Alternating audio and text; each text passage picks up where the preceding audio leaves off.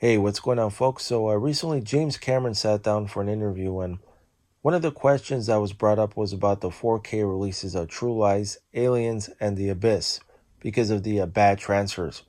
More so, True Lies out of those three, but Aliens and The Abyss isn't too far behind either.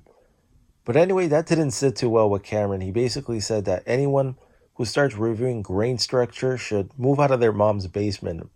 And he also mentioned that he does all the color and density work himself, and he looks at every shot and every frame, and he has a great team that works with him. And that the final transfer is done by a guy who worked with him for many years, including Avatar. Hey James, does your team also have an opinion, or do they agree with you on everything because they're afraid of losing their jobs if they don't? Seems like that's what's going on because there's no way True Lies would have looked like that in 4K if it was properly supervised by someone who actually knows about film.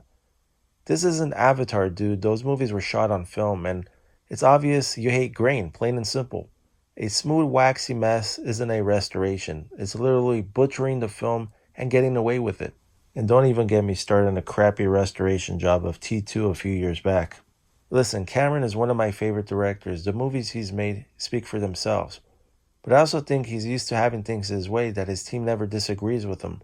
That's what's going on, and that's why we have the transfers that we do for True Lies, Aliens, and The Abyss. Now, I'm not saying that Aliens and The Abyss are terrible transfers because they aren't, but they sure as heck aren't up to the standards of what a movie shot on film should look like, especially in 4K. And True Lies is a great example of it out of those three.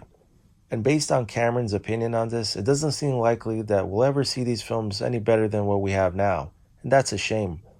But anyway, that's the latest from James Cameron for the criticism he's been getting.